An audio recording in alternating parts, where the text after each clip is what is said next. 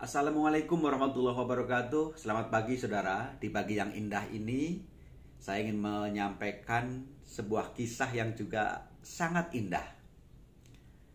Mudah-mudahan kisah ini bisa kita ambil manfaatnya dan bisa menjadi nasihat, terutama menjadi nasihat untuk diri saya sendiri.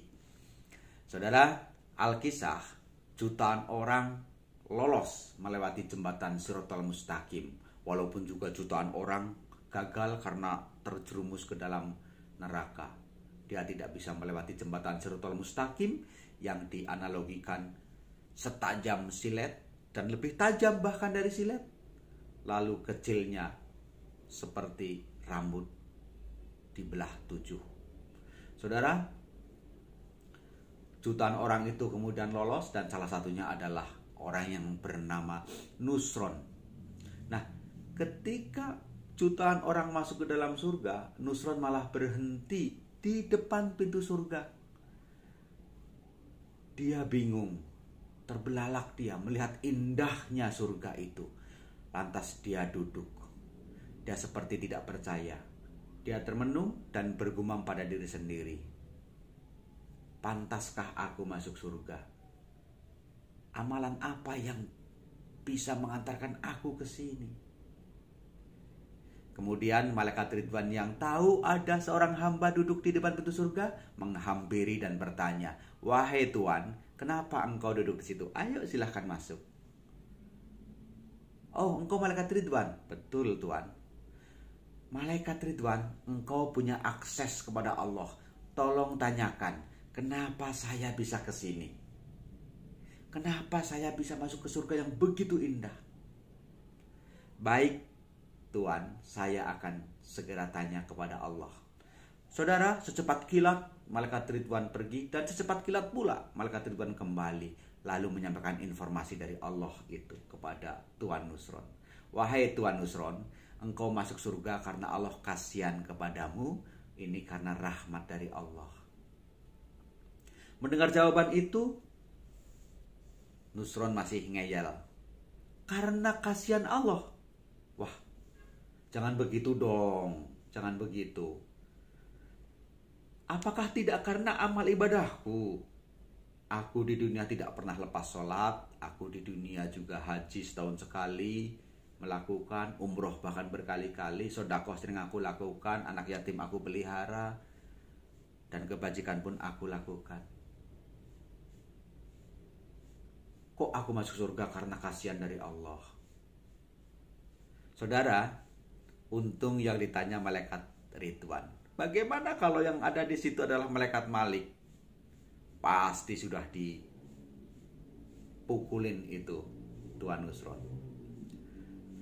Malaikat Ridwan pun lalu menjelaskan panjang lebar, yang intinya menjelaskan bahwa amal ibadah manusia di dunia itu kalau dihitung cuma berapa menit, cuma berapa jam mungkin. Waktu yang sangat terbatas. Sedangkan surga itu kekal abadi. Nah, mendapat penjelasan yang luas dari malaikat Ridwan, Nusron pun manggut-manggut. "Oh iya, jadi aku masuk surga dan orang-orang lain ini karena rahmat dari Allah." Saudara, itu sepenggal kisah, metafor. Nah, beruntunglah Allah itu menyediakan rahmatnya untuk menyelamatkan kita dari murkanya. Namun itu bukan berarti kita menjadi orang yang salah berprinsip. Kita tidak melakukan ibadah, kita tidak melakukan kebajikan-kebajikan di dunia, lantas kita berharap rahmat dari Allah. Itu juga sebuah kekeliruan. Mengharap rahmat dari Allah tanpa berbuat sesuatu yang bisa mengguyurkan rahmatnya, itu sama dengan mengharap gajah masuk ke dalam lubang jarum. Saya ingin mengutip analogi ini, kias ini dari Syekhuna Habib Lutfi bin Yahya Pekalongan.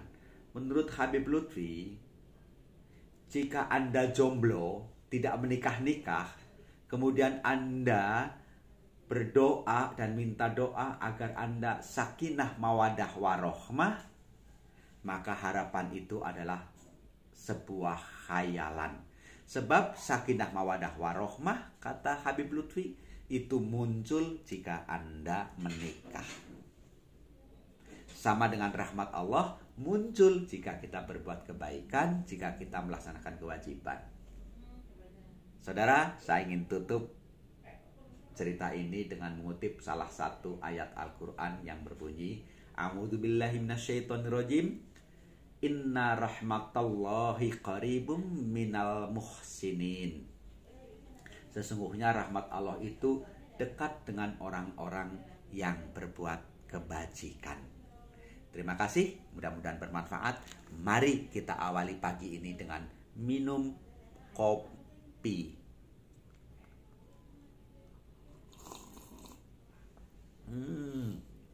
Masya Allah, mantap, pas susunya.